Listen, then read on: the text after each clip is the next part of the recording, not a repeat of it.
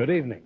The television and radio stations of the United States and their affiliated stations are proud to provide facilities for a discussion of issues in the current political campaign by the two major candidates for the presidency. The candidates need no introduction. The Republican candidate, Vice President Richard M. Nixon, and the Democratic candidate, Senator John F. Kennedy. According to rules set by the candidates themselves, each man shall make an opening statement of approximately 8 minutes duration and a closing statement of approximately 3 minutes duration. In between, the candidates will answer or comment upon answers to questions put by a panel of correspondents. In this, the first discussion in a series of 4 joint appearances, the subject matter has been agreed will be restricted to internal or domestic American matters. And now for the first opening statement by Senator John F. Kennedy. Smith, Nixon. In the election of 1860, Abraham Lincoln said the question was whether this nation could exist half slave or half free. In the election of 1960, and with the world around us, the question is whether the world will exist half slave or half free, whether it will move in the direction of freedom, in the direction of the road that we are taking, or whether it will move in the direction of slavery. I think it will depend in great measure upon what we do here in the United States, that we build, on the kind of strength that we maintain. We discussed tonight domestic issues, but I would not want that to be any implication to be given that this does not involve directly our struggle with Mr. Khrushchev for survival.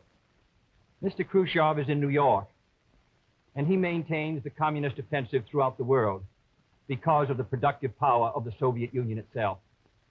The Chinese communists have always had a large population, but they are important and dangerous now because they are mounting a major effort within their own country.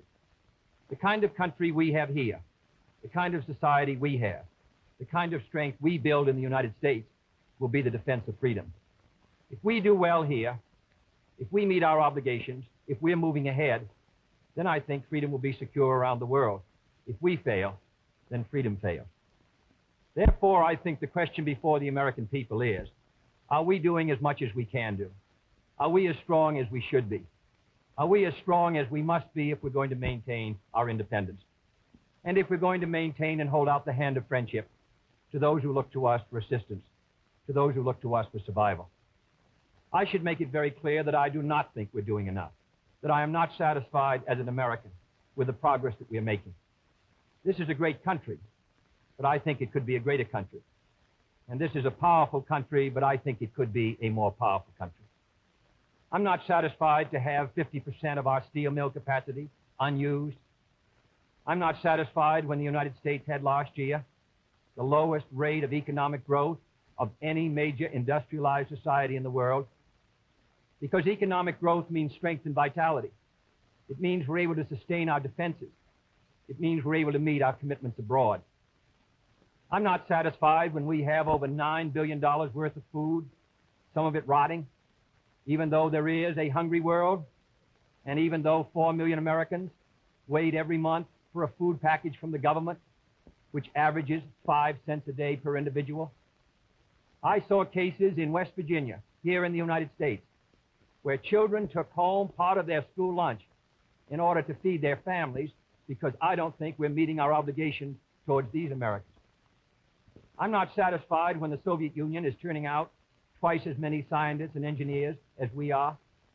I'm not satisfied when many of our teachers are inadequately paid, or when our children go to school part-time shifts. I think we should have an educational system second to none.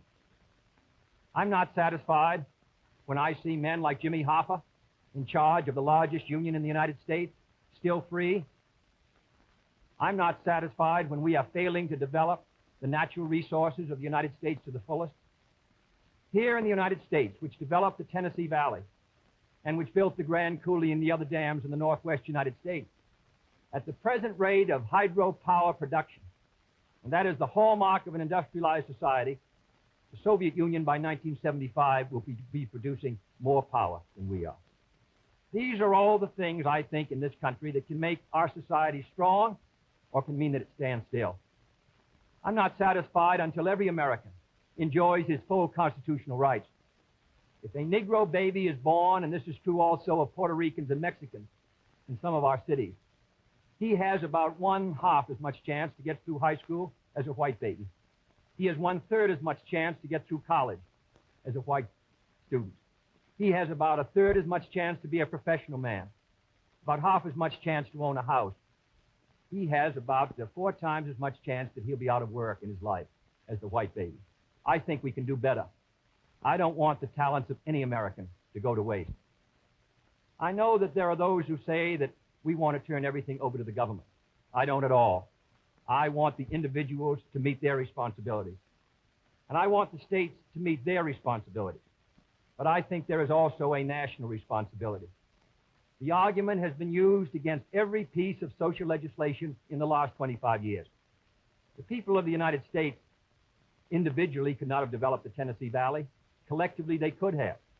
A cotton farmer in Georgia, or a peanut farmer, or a dairy farmer in Wisconsin or Minnesota, he cannot protect himself against the forces of supply and demand in the marketplace, but working together in effective governmental programs, he can do so.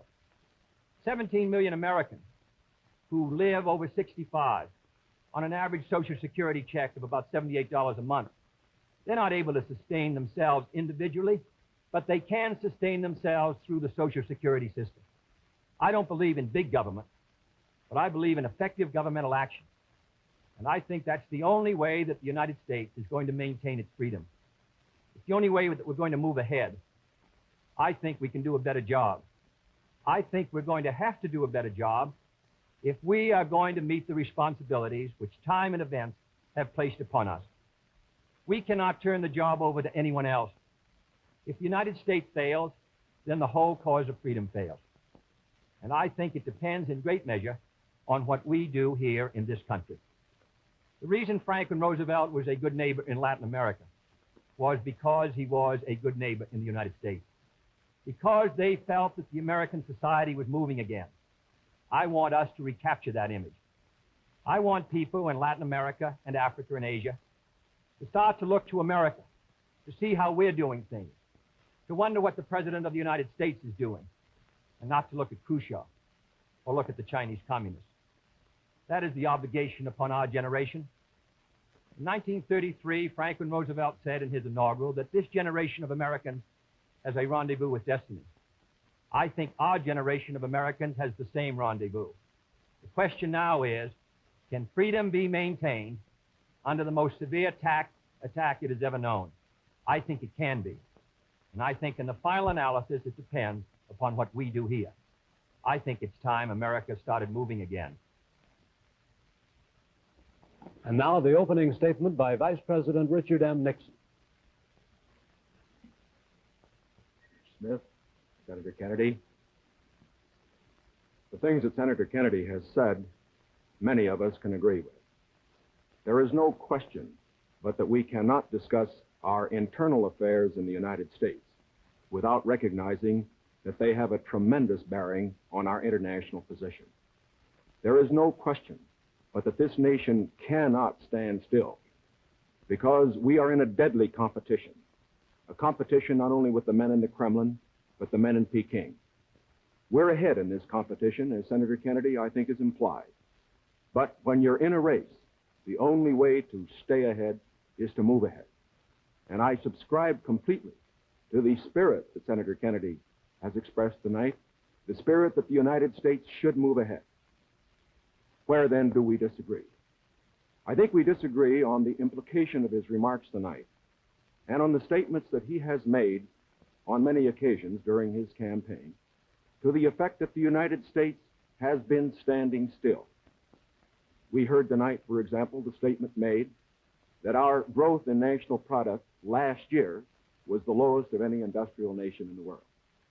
Now, last year, of course, was 1958. That happened to be a recession year. But when we look at the growth of GNP this year, a year of recovery, we find that it's 6 9/10% and one of the highest in the world today. More about that later. Looking then to this problem of how the United States should move ahead and where the United States is moving, I think it is well that we take the advice of a very famous campaigner, Let's look at the record. Is the United States standing still? Is it true that this administration, as Senator Kennedy has charged, has been an administration of retreat, of defeat, of stagnation? Is it true that, as far as this country is concerned, in the field of electric power, in all of the fields that he has mentioned, we have not been moving ahead? Well, we have a comparison that we can make. We have the record of the Truman administration of 7.5 years and the 7.5 years of the Eisenhower administration. When we compare these two records in the areas that Senator Kennedy has discussed tonight, I think we find that America has been moving ahead. Let's take schools. We have built more schools in these last 7.5 years than we built in the previous 7.5, for that matter, in the previous 20 years. Let's take hydroelectric power. We have developed more hydroelectric power in these 7.5 years than was developed in any previous administration in history. Let us take hospitals. We find that more have been built in this administration than in the previous administration. The same is true of highways. Let's put it in terms that all of us can understand. We often hear gross national product discussed, and in that respect, may I say that when we compare the growth in this administration with that of the previous administration, that then there was a total growth of 11% over 7 years. In this administration, there's been a total growth of 19% over 7 years. That shows that there's been more growth in this administration than in its predecessors. But let's not put it there. Let's put it in terms of the average family. What has happened to you? We find that your wages have gone up 5 times as much in the Eisenhower administration as they did in the Truman administration. What about the prices you pay? We find that the prices you pay went up 5 times as much in the Truman administration as they did in the Eisenhower administration. What's the net result of this? This means that the average family income went up 15% in the Eisenhower years as against 2% in the Truman years. Now, this is not standing still. But good as this record is, may I emphasize, it isn't enough. A record is never something to stand on. It's something to build on. And in building on this record, I believe that we have the secret for progress. We know the way to progress. And I think, first of all, our own record proves that we know the way. Senator Kennedy has suggested that he believes he knows the way.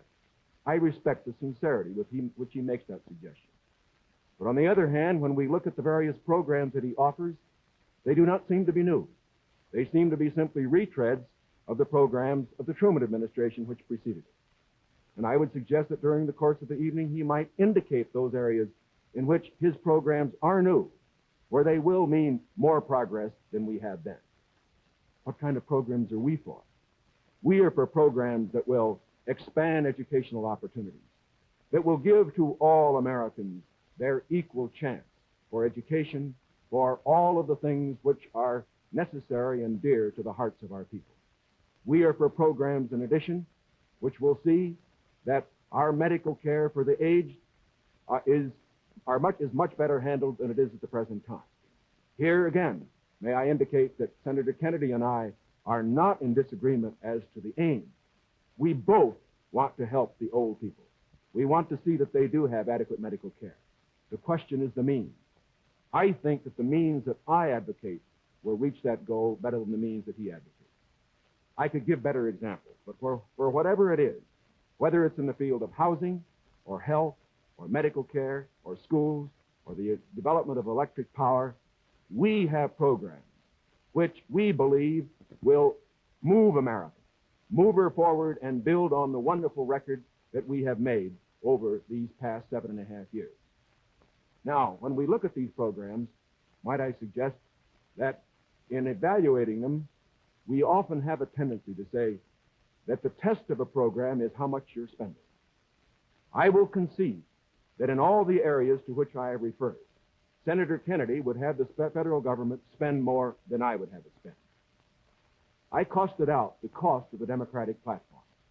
It runs a minimum of $13.2 billion a year more than we are presently spending to a maximum of $18 billion a year more than we're presently spending. Now, the Republican platform will cost more, too. It will cost a minimum of $4 billion a year more, a maximum of $4.9 billion a year more than we're presently spending. Now, does this mean that his program is better than ours? Not at all. Because it isn't a question of how much the federal government spends. It isn't a question of which government does the most. It's a question of which administration does the right thing. And in our case, I do believe that our programs will stimulate the creative energies of 180 million free Americans. I believe the programs that Senator Kennedy advocates will have a tendency to stifle those creative energies. I believe, in other words, that his programs would lead to the stagnation of the motive power that we need in this country to get progress. The final point that I would like to make is this. Senator Kennedy has suggested in his speeches that we lack compassion for the poor, for the old, and for others that are unfortunate. Let us understand throughout this campaign that his motives and mine are sincere. I know what it means to be poor. I know what it means to see people who are unemployed. I know Senator Kennedy feels as deeply about these problems as I do. But our disagreement is not about the goals for America, but only about the means to reach those goals. Thank you, Mr. Nixon. That completes the opening statements, and now the candidates will answer questions or comment upon one another's answers to questions put by correspondents of the networks. The correspondents. I'm Sander Van Oker, NBC News. I'm Charles Warren, Mutual News. I'm Stuart Novin, CBS News. Bob Fleming, ABC News. The first question to Senator Kennedy from Mr. Fleming. Senator, the Vice President in his campaign has said that you are naive and at times immature. He has raised the question of leadership. On this issue, why do you think people should vote for you rather than the Vice President? Well, the Vice President and I came to the Congress together in 1946. We both served in the Labor Committee. I've been there now for 14 years, the same period of time that he has. So that our experience in government is comparable. Secondly, I think the question is, what are the programs that we advocate? What is the party record that we lead? I come out of the Democratic Party, which in this century has produced Woodrow Wilson and Franklin Roosevelt and Harry Truman, and which supported and sustained these programs which I've discussed tonight. Mr. Nixon comes out of the Republican Party. He was nominated by it. And it is a fact that through most of these last 25 years, the Republican leadership has opposed federal aid for education, medical care for the aged, development of the Tennessee Valley, development of our natural resources. I think Mr. Nixon is an effective leader of his party. I hope he would grant me the same. The question before us is, which point of view and which party do we want to lead the United States? Mr. Nixon, would you like to comment on that statement? I have no comment. The next question, Mr. Novin. Mr. Vice President, your campaign stresses the value of your 8-year experience, and the question arises as to whether that experience was as an observer or as a participant or as an initiator of policy making. Would you tell us, please, specifically what major proposals you have made in the last 8 years that have been adopted by the administration? It would be rather difficult to cover them in 2.5 minutes. I would suggest that these proposals could be mentioned. First, after each of my foreign trips, I have made recommendations that have been adopted. For example, after my first trip abroad, I strongly recommended that we increase our exchange programs, particularly as they related to exchange of persons, of leaders in the labor field and in the information field. After my trip to South America, I made recommendations that a separate inter-American lending agency be set up, which the South American nations would like much better than to participate in the lending agencies which treated all the countries of the world the same. I have made other recommendations after each of the other trips. For example, after my trip abroad to Hungary, I made some recommendations with regard to the Hungarian refugee situation, which were adopted not only by the President, but some of them were enacted into law by the Congress. Within the administration, as a chairman of the President's Committee on Price Stability and Economic Growth, I have had the opportunity to make recommendations which have been adopted within the administration and which I think have been reasonably effective. I know Senator Kennedy suggested in a speech at Cleveland yesterday that that committee had not been particularly effective. I would only suggest that while we do not take the credit for it, I would not presume to, that since that committee has been formed, the price line has been held very well within the United States. Well, I would say in the latter that and that's what I found somewhat unsatisfactory about the figures, Mr. Nixon, that you used in your previous speech. When you talked about the Truman administration, Mr. Truman came to office in 1944 and at the end of the war, and difficulties that were facing the United States during that period of transition, 1946, when price controls were lifted. So it's rather difficult to use an overall figure of taking those 7.5 years and comparing them to the last 8 years. I'd prefer to take the overall percentage record of the last 20 years of the Democrats and the 8 years of the Republicans to show an overall period of growth. In regard to price stability, I'm not aware that that committee did produce recommendations that ever were certainly before the Congress from the point of view of legislation in regard to controlling prices. In regard to the exchange of students, of labor unions, I am chairman of the subcommittee on Africa, and I think that one of the most unfortunate phases of our policy towards that country was the very minute number of exchanges that we had. I think it's true of Latin America also. We did come forward with a program of students for the Congo of over 300, which was more than the federal government had for all of Africa the previous year. So that I don't think that we have moved, at least in those two areas, with sufficient vigor. The next question to Senator Kennedy from Mr. Warren. Senator Kennedy, during your brief speech a few minutes ago, you mentioned farm surpluses. I'd like to ask this. It's a fact, I think, that presidential candidates traditionally make promises to farmers. Lots of people, I think, don't understand why the government pays farmers for not producing certain crops, or paying farmers if they overproduce, for that matter. Let me ask, sir, why can't the farmer operate like the businessman who operates a factory? If an auto company overproduces a certain model car, Uncle Sam doesn't step in and buy up the surplus. Why this constant courting of the farmer? Well, because I think that if the federal government moved out of the program and withdrew its support, then I think you would have complete economic chaos. The farmer plants in the spring and harvests in the fall. There are hundreds of thousands of them. They're not able to control their market very well. They bring their crops in or their livestock in, many of them about the same time. They have only a few purchasers that buy their milk or their hogs, few large companies in many cases, and therefore the farmer is not in a position to bargain very effectively in the marketplace. I think the experience of the 20s has shown what a free market could do to agriculture. And if the agricultural economy collapses, then the economy of the rest of the United States sooner or later will collapse. The farmers are the #1 market for the automobile industry of the United States. The automobile industry is the #1 market for steel. So if the farmer's economy continues to decline as sharply as it has in recent years, then I think you would have a recession in the rest of the country. So I think the case for the government intervention is a good one. Secondly, my objection to present farm policy is that there are no effective controls to bring supply and demand into better balance. The dropping of the support price in order to limit production does not work. And we now have the highest surpluses, $9 billion worth. We've had a higher tax load from the Treasury for the farmer in the last few years with the lowest farm income in many years. I think that this farm policy has failed. And my judgment, the only policy that will work will be for effective supply and demand to be in balance. And that can only be done through governmental action. I therefore suggest that in those basic commodities which are supported, that the federal government, after endorsement by the farmers in that commodity, attempt to bring supply and demand into balance. Attempt effective production controls so that we won't have that 5 or 6% surplus which breaks the price 15 or 20%. I think Mr. Benson's program has failed. And I must say, after reading the Vice President's speech before the farmers as he read mine, I don't believe that it's very much different from Mr. Benson. I don't think it provides effective governmental controls.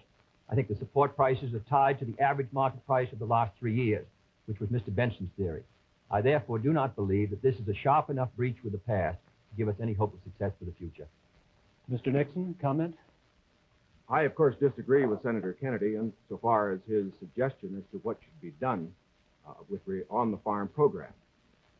He has made the suggestion that what we need is to move in the direction of more government controls, a suggestion that would also mean raising prices that the consumers pay for products and imposing upon the farmers controls on acreage even far more than they have today. I think this is the wrong direction. I don't think this has worked in the past. I do not think it will work in the future. The program that I have advocated is one which departs from the present program that we have in this respect. It recognizes that the government has a responsibility to get the farmer out of the trouble he presently is in because the government got him into it. And that's the fundamental reason why we can't let the farmer go by himself at the present time. The farmer produced these surpluses because the government asked him to through legislation during the war. Now that we have these surpluses, it's our responsibility to indemnify the farmer during that period that we get rid of the surpluses. Until we get the surpluses off the farmer's back, however, we should have a program, such as I announced, which will see that farm income holds up. But I would propose holding that income up, not through a type of program that Senator Kennedy has suggested that would raise prices, but one that would indemnify the farmer, pay the farmer in kind from the products which are in surplus. The next question to Vice President Nixon from Mr. Van Oker. Mr. Vice President, since the question of executive leadership is a very important campaign issue, I'd like to follow Mr. Noven's question. Now, Republican campaign slogans, you see them on signs around the country as we did last week, say, it's experience that counts. That's over a picture of yourself, sir, implying that you've had more governmental executive decision-making experience than your opponent. Now, in his news conference on August 24th, President Eisenhower was asked to give one example of a major idea of yours that he adopted. His reply was, and I'm quoting, "If you give me a week, I might think of one. I don't remember." Now, that was a month ago, sir, and the President hasn't brought it up since. And I'm wondering, sir, if you can clarify which version is correct, the one put out by Republican campaign leaders or the one put out by President Eisenhower?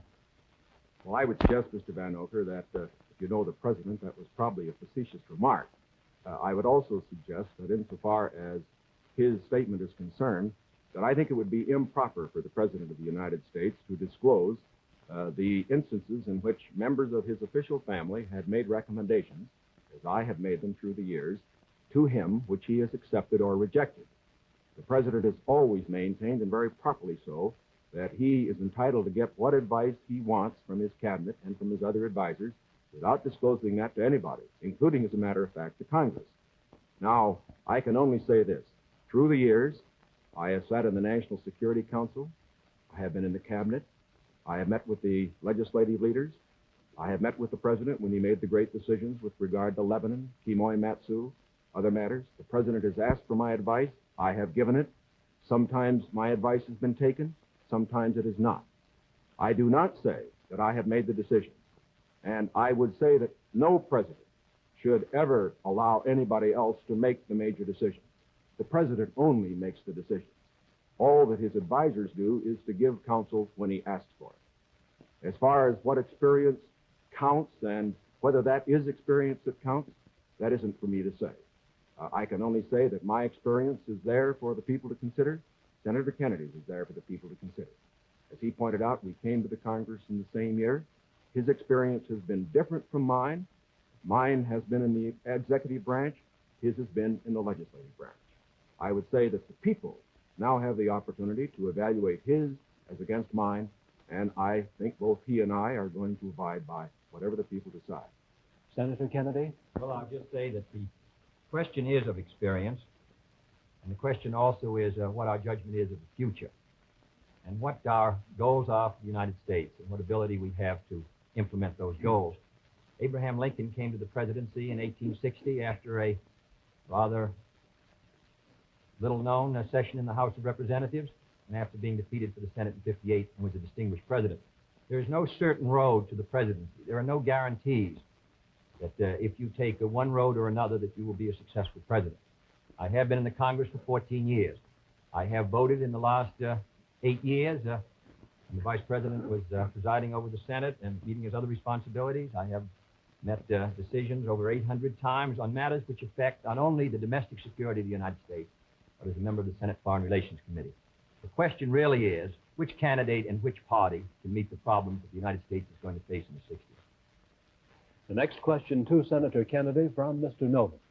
Senator Kennedy, in connection with these problems of the future that you speak of and the program that you enunciated earlier in your direct talk, you call for expanding some of the welfare programs for schools, for teacher salaries, medical care, and so forth, but you also call for reducing the federal debt. And I'm wondering how you, if you're president in January, would go about paying the bill for all this? Does this mean that I did not advocate reducing the federal debt because I don't believe that you're going to be able to reduce the federal debt very much in 1961, 2, or 3. I think you have heavy obligations which affect our security, which we're going to have to meet.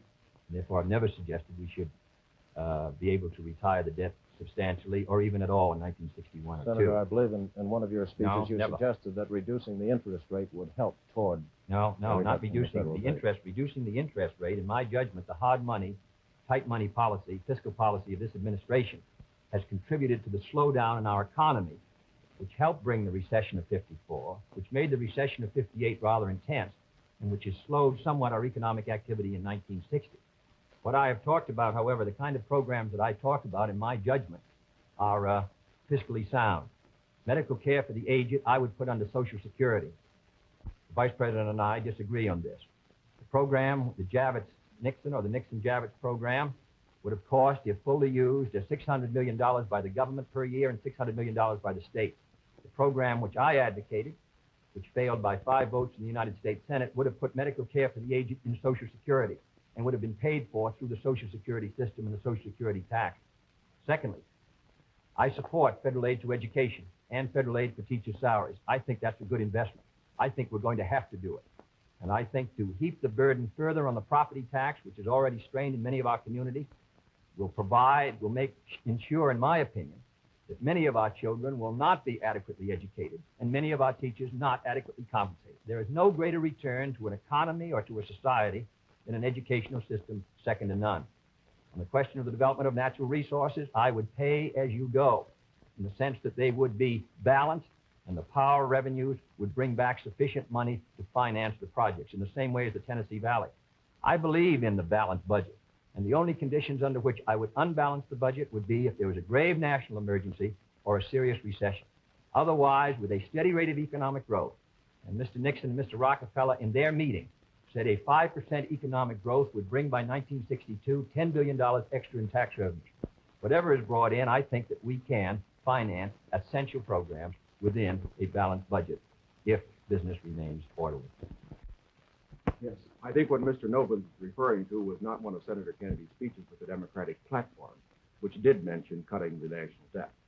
I think, too, that it should be pointed out that, of course, it is not possible, particularly under the proposals that Senator Kennedy has advocated, either to cut the national debt or to reduce taxes. As a matter of fact, it will be necessary to raise taxes. As Senator Kennedy points out, that as far as his one proposal is concerned, the one for medical care for the aged, that would be financed out of Social Security. That, however, is raising taxes for those who pay Social Security. He points out that he would make pay-as-you-go be the basis for our natural resources development. For our natural resources development, which I also support incidentally, however, whenever you appropriate money for one of these projects, you have to pay now and appropriate the money, and while they eventually do pay out, it doesn't mean that the government doesn't have to put out the money this year. And so I would say that in all of these proposals Senator Kennedy has made, they will result in one of two things. Either he has to raise taxes or he has to unbalance the budget. If he unbalances the budget, that means you have inflation, and that will be, of course, a very cruel blow to the very people, the older people that we've been talking about. As far as aid for school construction is concerned, I favor that, as Senator Kennedy did in January of this year, when he said he favored that rather than aid to teacher salaries. I favor that because I believe that's the best way to aid our schools without running any risk whatever of the federal government telling our teachers what to teach. The next question to Vice President Nixon from Mr. Warren. Mr. Vice President, you mentioned schools. It was just yesterday, I think you asked for a crash program to raise education standards. And this evening you talked about advances in education. Mr. Vice President, you said it was back in 1957 that salaries paid to school teachers were nothing short of a national disgrace. Higher salaries for teachers, you added, were important, and if the situation wasn't corrected, it would lead to a national disaster. Yet you refused to vote in the Senate in order to break a tie vote when that single vote, if it had been yes, would have granted salary increases to teachers. I wonder if you could explain that, sir. Awfully glad you got that question, because, as you know, I got into it at the last, and my other question wasn't able to complete the argument. I think that the reason that I voted against having the federal government pay teacher salaries was probably the very reason that concerned Senator Kennedy when in January of this year in his kickoff press conference, he said that he favored aid for school construction, but at that time did not feel that there should be aid for teacher salaries. At least that's the way I read his remarks. Now, why should there be any question about the federal government aiding teacher salaries? Why did Senator Kennedy take that position then? Why do I take it now? We both took it then, and I take it now for this reason. We want higher teacher salaries. We need higher teacher salaries. But we also want our education to be free of federal control. When the federal government gets the power to pay teachers, inevitably, in my opinion, it will acquire the power to set standards and to tell the teachers what to teach. I think this would be bad for the country. I think it would be bad for the teaching profession. There is another point that should be made. I favor higher salaries for teachers.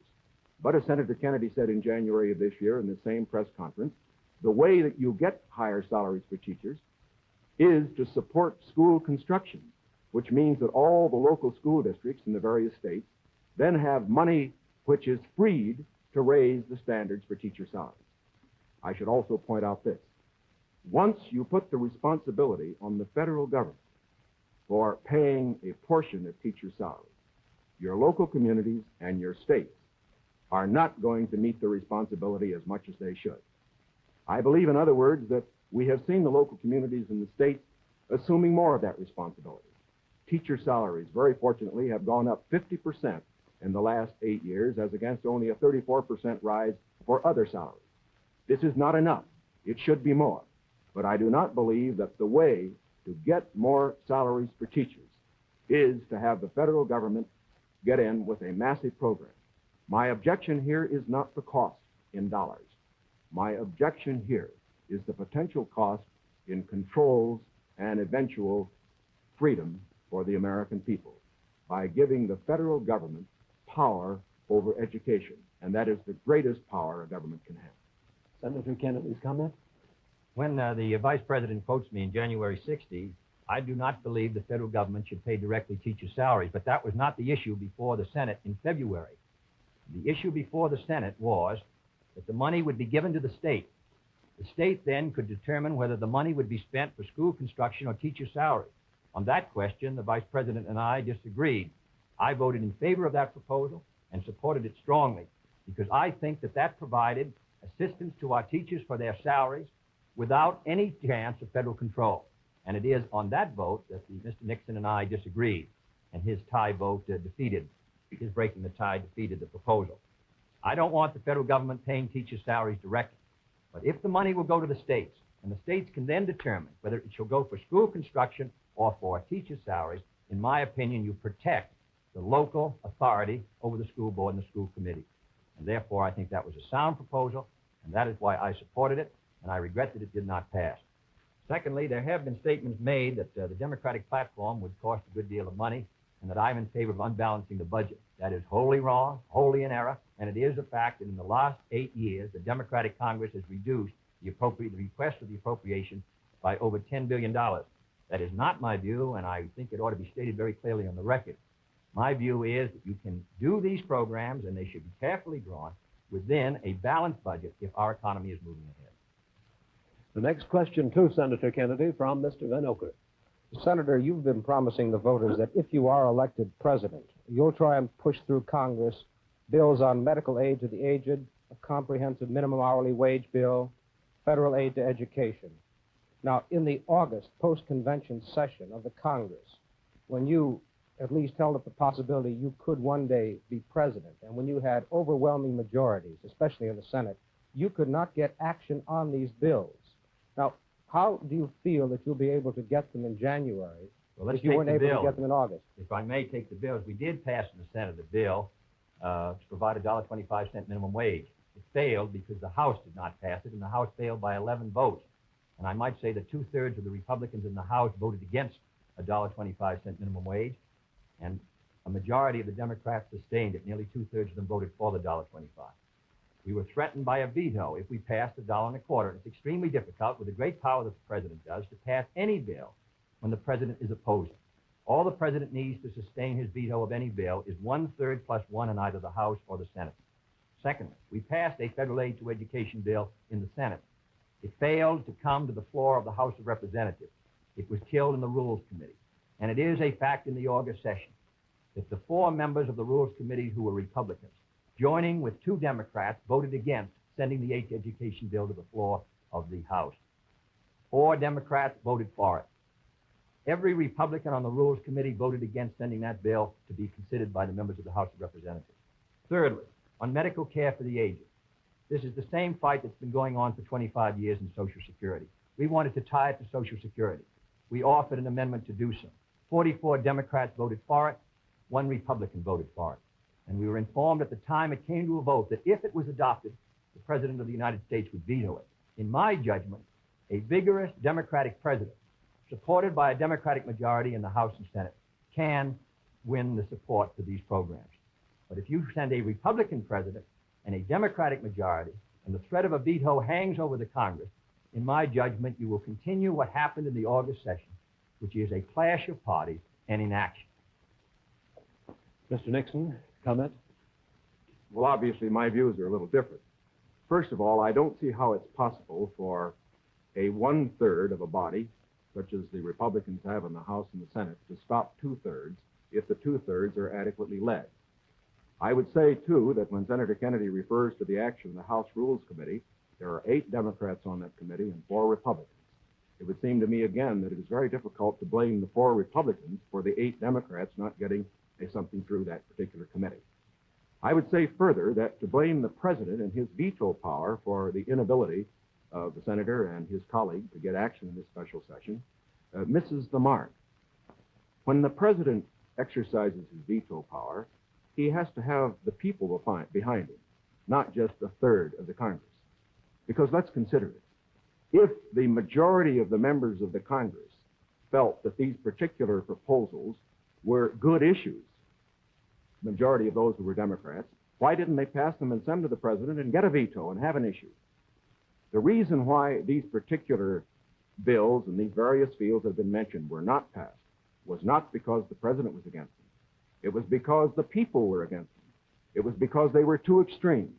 And I am convinced that the alternate proposals that I have, that the Republicans have in the field of health, in the field of education, in the field of welfare, because they are not extreme, because they will accomplish the end without too great cost in dollars or in freedom, that they could get through the next Congress.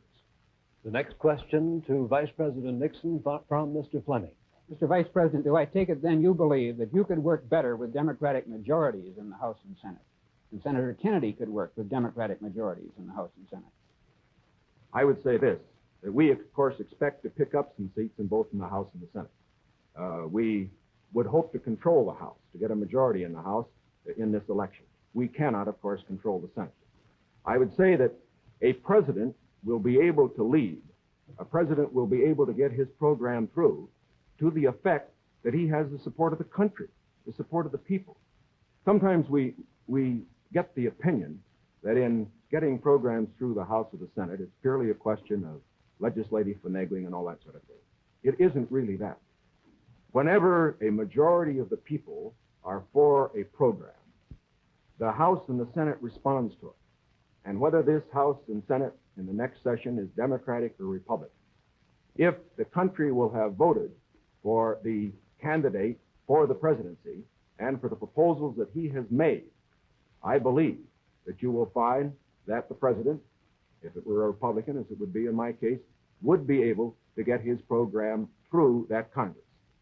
Now, I also say that as far as Senator Kennedy's proposals are concerned, that, again, the question is not simply one of a presidential veto stopping programs. You must always remember that a president can't stop anything unless he has the people behind him. And the reason President Eisenhower's vetoes have been sustained, the reason the Congress does not send up bills to him which they think will be vetoed, is because the people and the Congress, a majority of them, know the country is behind the president. Senator Kennedy? Well, now let's look at these bills that the Vice President suggests were too extreme. One was a bill for $1.25 an hour for anyone who works in a store or a company that has $1 million a year business. I don't think that's extreme at all. And yet nearly 2/3 to 3/4 of the Republicans in the House of Representatives voted against that proposal. Secondly was the federal aid to education bill. It was a very, because of the defeat of teacher salaries, it was not a bill that met, in my opinion, the need. The fact of the matter is, it was a bill that was less than you recommended, Mr. Nixon, this morning in your proposal. It was not an extreme bill. And yet we could not get one Republican to join. At least, I think, 4 of the 8 Democrats voted to send it to the floor of the House, not one Republican, and they joined with those Democrats who were opposed to it. I don't say the Democrats are united in their support of the program, but I do say a majority are, and I say a majority of the Republicans are opposed to it. The third is medical care for the aged, which is tied to Social Security, which is financed out of Social Security funds. Does not put a deficit on the Treasury. The proposal advanced by you and by Mr. Javits would have cost $600 million. Mr. Rockefeller rejected it in New York, said he didn't agree with the financing at all, said it ought to be on Social Security. So these are 3 programs which are quite moderate. I think it shows the difference between the 2 parties. One party is ready to move in these programs, the other party gives them lip service. Mr. Warren's question for Senator Kennedy. Senator Kennedy, on another subject, communism is so often described as an ideology or a belief that exists somewhere other than in the United States. Let me ask you, sir, just how serious a threat to our national security are these communist subversive activities in the United States today? Well, I think they're serious. I think it's a matter that we should continue to give great care and attention to. We should support the laws which the United States has passed in order to protect us from those who would destroy us from within. We should sustain the Department of Justice in its efforts and the FBI, and we should be continually alert. I think if the United States is maintaining a strong society here in the United States, I think that we can meet any internal threat. The major threat is external and will continue. Mr. Nixon, comment? I agree with Senator Kennedy's appraisal generally in this respect. The question of communism within the United States has been one that has worried us in the past. It is one that will continue to be a problem for years to come. We have to remember that the Cold War that Mr. Khrushchev is waging and his colleagues are waging is waged all over the world, and it's waged right here in the United States. That's why we have to continue to be alert. It is also essential in being alert that we be fair. Fair because by being fair, we uphold the very freedoms that the communists would destroy. We uphold the standards of conduct which they would never follow. And in this connection, I think that we must look to the future, having in mind the fact that we fight communism at home, not only by our laws to deal with communists, the few who do become communists and the few who do become fellow travelers, but we also fight communism at home by moving against those various injustices which exist in our society, which the communists feed upon. And in that connection, I again would say, that while Senator Kennedy says we are for the status quo, I do believe that he would agree that I am just as sincere in believing that my proposals for federal aid to education, my proposals for health care, are just as sincerely held as his. The question, again, is not one of goals. We're for those goals. It's one of means. Mr. Van Oker's question for Vice President Nixon. Mr. Vice President, in one of your earlier statements, you said, we've moved ahead, we've built more schools, we've built more hospitals. Now, sir, isn't it true that the building of more schools is a local matter for financing? Were you claiming that the Eisenhower administration was responsible for the building of these schools, or is it the local school districts that provide for them? Not at all. As a matter of fact, your question brings out a point that I'm very glad to make. Too often, in appraising whether we are moving ahead or not, we think only of what the federal government is doing. Now, that isn't the test of whether America moves. The test of whether America moves is whether the federal government, plus the state government, plus the local government, plus the biggest segment of all, individual enterprise, moves. We have, for example, a gross national product of approximately $500 billion. Roughly $100 billion to $125 billion of that is the result of government activity. $400 billion, approximately, is the result of what individuals do. Now, the reason the Eisenhower administration has moved, the reason that we've had the funds, for example, locally, to build the schools and the hospitals and the highways, to make the progress that we have, is because this administration has encouraged individual enterprise. And it has resulted in the greatest expansion of the private sector of the economy that has ever been witnessed in an 8-year period. And that is growth. That is the growth that we are looking for. It is the growth that this administration has supported and that its policies have stimulated. Senator Kennedy? Well, I must say, I think the reason that the schools have been constructed is because the local school districts were willing to increase the property taxes to a tremendously high figure, in my opinion, almost the point of diminishing returns, in order to sustain these schools. Secondly, I think we have a rich country, and I think we have a powerful country. I think what we have to do, however, is have the president and the leadership set before our country exactly what we must do in the next decade if we're going to maintain our security in education, in economic growth, in development of natural resources. The Soviet Union is making great gains. It isn't enough to compare what might have been done 8 years ago, or 10 years ago, or 15 years ago, or 20 years ago. I want to compare what we're doing with what our adversaries are doing, so that by the year 1970, the United States is ahead in education, in health, in building, in homes, in economic strength. I think that's the big assignment, the big task, the big function of the federal government. Can I have the summation time, please? We've completed our questions and our comments, and in just a moment we'll have the summation time. This will allow 3 minutes and 20 seconds for the summation by each candidate. 3 minutes and 20 seconds for each candidate. Vice President Nixon, will you make the first summation? Thank you, Mr. Smith. Senator Kennedy, first of all, I think it is well to put in perspective where we really do stand with regard to the Soviet Union in this whole matter of growth. The Soviet Union has been moving faster than we have, but the reason for that is obvious. They start from a much lower base. Although they have been moving faster in growth than we have, we find, for example, today, that their total gross national product is only 44% of our total gross national product. That's the same percentage that it was 20 years ago. And as far as the absolute gap is concerned, we find that the United States is even further ahead than it was 20 years ago. Is this any reason for complacency? Not at all. Because these are determined men. They are fanatical men. And we have to get the very most out of our economy. I agree with Senator Kennedy completely on that scope.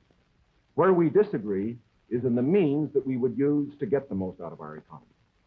I respectfully submit that Senator Kennedy too often would rely too much on the federal government, on what it would do to solve our problems, to stimulate growth.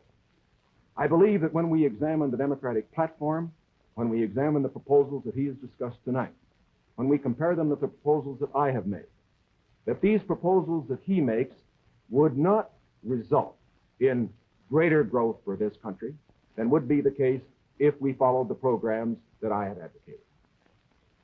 There are many of the points that he has made that I would like to comment upon. The one in the field of health is worth mentioning. Our health program, the one that Senator Javits and other Republican senators, as well as I, supported, is one that provides for all people over 65 who want health insurance the opportunity to have it if they want it. It provides a choice of having either government insurance or private insurance.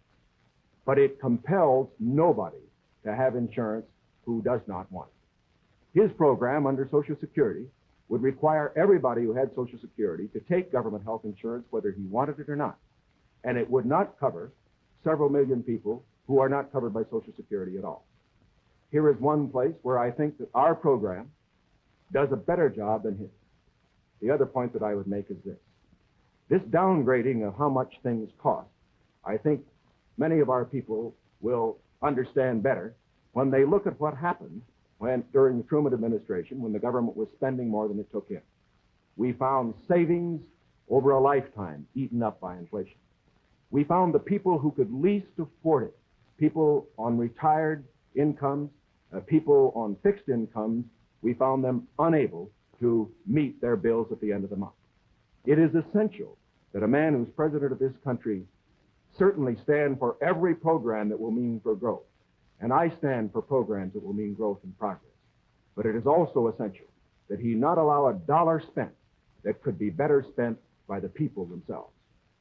Senator Kennedy, your conclusion? The point was made by Mr. Nixon that the Soviet production is only 44% of ours. I must say that 44% in that Soviet country is causing us a good deal of trouble tonight. I want to make sure that it stays in that relationship. I don't want to see the day when it's 60% of ours and 70 and 75 and 80 and 90% of ours, with all the force and power that it could bring to bear in order to cause our destruction. Secondly, the Vice President mentioned medical care for the aged. Our program was an amendment to the Kerr bill. The Kerr bill provided assistance to all those who were not on Social Security. I think it's a very clear contrast. 1935, when the Social Security Act was written, 94 out of 95 Republicans voted against it. Mr. Landon ran in 1936 to repeal it. In August of 1960, when we tried to get it again, but this time for medical care, we received the support of one Republican in the Senate on this occasion. Thirdly, I think the question before the American people is, as they look at this country and as they look at the world around them, the goals are the same for all Americans. The means are at question. The means are at issue.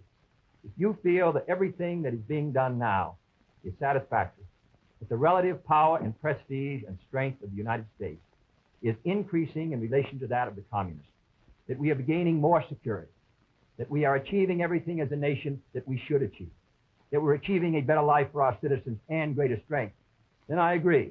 I think you should vote for Mr. Nixon. But if you feel that we have to move again in the 60s, that the function of the president is to set before the people the unfinished business of our society, as Franklin Roosevelt did in the 30s, the agenda for our people, what we must do as a society to meet our needs in this country and protect our security and help the cause of freedom. As I said at the beginning, the question before us all, that faces all Republicans and all Democrats, is, can freedom in the next generation conquer, or are the communists going to be successful? That's the great issue. And if we meet our responsibilities, I think freedom will conquer. If we fail to move ahead, if we fail to develop sufficient military and economic and social strength here in this country, then I think that the tide could begin to run against us. And I don't want historians 10 years from now to say, these were the years when the tide ran out for the United States. I want them to say, these were the years when the tide came in. These were the years when the United States started to move again. That's the question before the American people, and only you can decide what you want this country to be, what you want to do with the future. I think we're ready to move, and it is to that great task, if we're successful, that we will address ourselves. Thank you very much, gentlemen. This hour has gone by all too quickly. Thank you very much for permitting us to present the next President of the United States on this unique program. I've been asked by the candidates to thank the American networks and the affiliated stations for providing time and facilities for this joint appearance. Other debates in this series will be announced later and will be on different subjects. This is Howard K. Smith. Good night from Chicago.